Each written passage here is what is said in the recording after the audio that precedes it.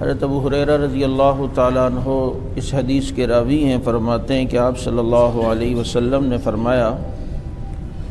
جو شخص ہر نماز کے بعد سبحان اللہ 33 مرتبہ، الحمدللہ 33 مرتبہ اور اللہ اکبر 33 مرتبہ اور 100 کے عدد کو پورا کرنے کے لیے 1 مرتبہ لا الہ الا اللہ وحدہ لا شریک لہ لہ الملک ولہ الحمد وہو علی کل شیء قدیر پڑھ لے، اللہ تعالیٰ اس کے گناہوں کو بخش دیتے ہیں، چاہے وہ سمندر کی جھاگ کے برابر کیوں نہ ہو۔ اس حدیث میں نمازوں کے بعد ذکر کی ترغیب دی گئی اور ذکر کے اندر یہ سبحان اللہ، الحمدللہ، اللہ اکبر بتایا۔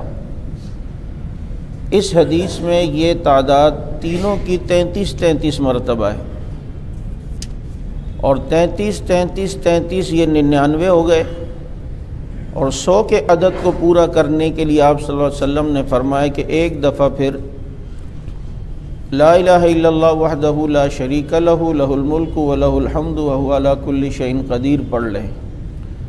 تو اللہ تعالیٰ اس کے گناہوں کو معاف فرما دیتے ہیں، چاہے سمندر کی جھاگ کے برابر کیوں نہ ہو۔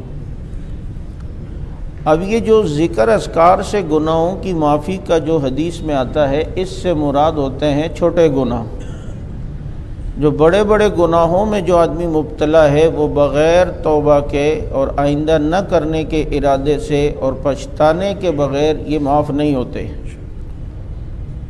اور یہ جو چھوٹے موٹے گناہ ہو جاتے ہیں، یہ ان گناہوں کے ازالے کے لیے ذکر اذکار جو بعض احادیث میں آئے ہیں یہ مراد ہوتے ہیں۔